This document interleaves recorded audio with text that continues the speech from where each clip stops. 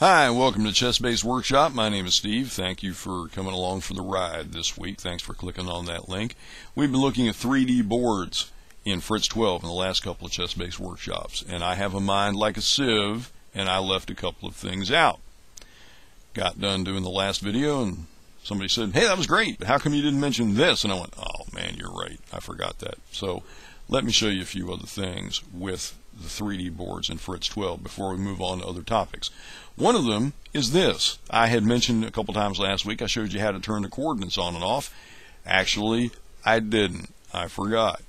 When you click on the board tab up here at the top of the screen where you see I'm moving the mouse, if you click on the board tab and go to the board menu, you'll notice when that ribbon drops down, you've got a little section called board. Here's a checkbox that says coordinates.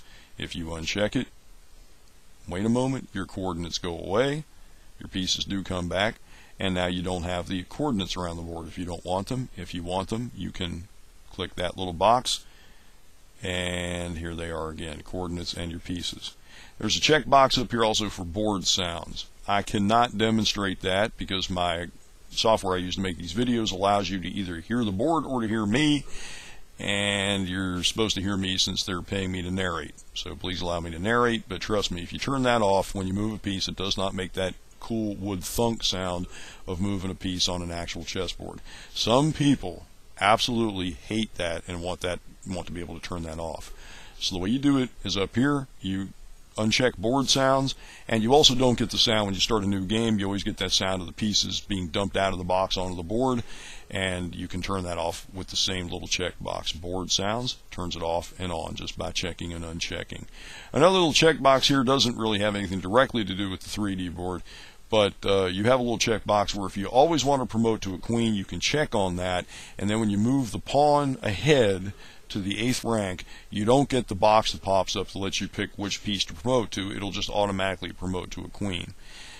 You know, 99 times out of 100 probably, you're going to want to promote to a queen anyway, but the problem with checking that is one centigrade, well, you're going to want that knight, and you're not going to be able to have it because you have the always promote to queen thing checked. So you have to kind of balance it in your mind, which is more important, saving that extra second or two if you're playing a lot of blitz games on the computer, saving that couple of seconds in having to select a piece, and that way you can have the knight when you want it, or just checking always promote to queen up here and not having that option, but then saving those couple seconds in your blitz games. So it's up to you, but you have the option up here, always promote to queen.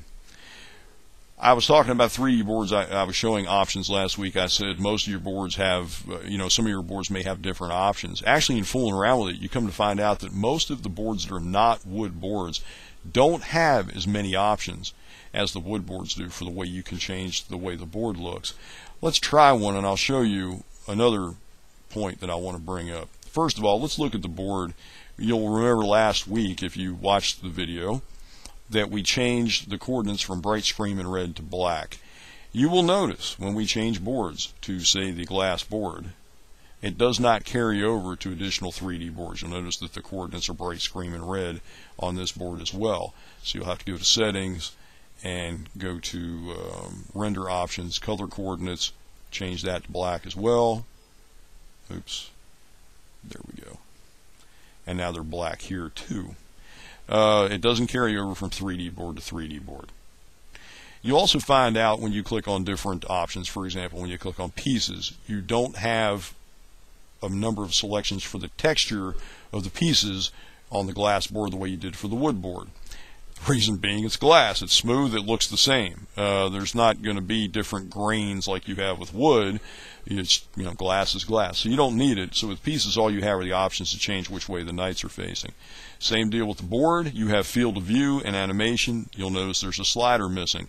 You can't change the size of the board using the glass board. You can only change, you had a slider that allowed you to change the size of the board so that the pieces looked bigger or smaller relative to the board. You're actually changing the size of the squares, the board surface, but you don't have that with the glass board. That's not here. Also, for texture resolutions, you only have 2 selections instead of 3. And render options, there's some things missing as well. So you just have different options with different 3D boards, but typically your widest range of options are found in the wood boards rather than other boards. And just as a quick tour, we'll show you some of the other boards you can play with as well. There's an Egyptian board here somewhere. This is it. You'd never be able to play this in a tournament. They wouldn't allow it because they're not stomp design pieces. But there are other options. You can have these cool Egyptian boards, and the background's pretty neat too, by the way, as we swing it around here and have a look. That's what your Egyptian board looks like. Again, you have some options for changing the way this looks, but not nearly as many as you have with a wood board. For example, with board you can change field of view and animation.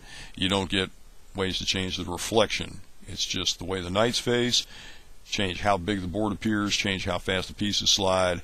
You can change the shadows a little bit, change the ambient light, but you don't get nearly as many options as you had with the wood boards.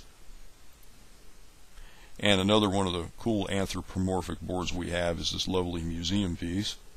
It's called the sculpture board,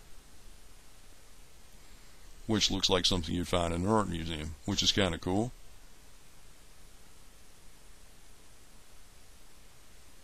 There were many, many, many over the years, many, many, many more 3D boards than what we see here. You can install, if you have older versions of our various software programs. Fritz had a selection of 3D boards, then there were some other 3D boards that only came with other programs like Junior, Shredder. I think Nimzo might have had one or two in there back in the day.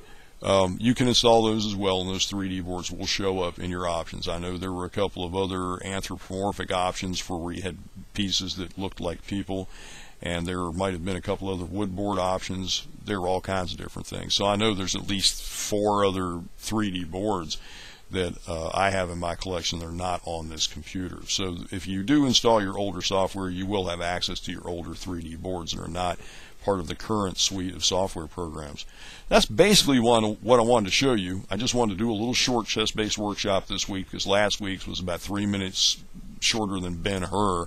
So I thought we'd go with a little shorter one and just show you a few options that we missed last week inadvertently, and I do apologize for that. Next week we'll move on to another topic, and until then, have fun.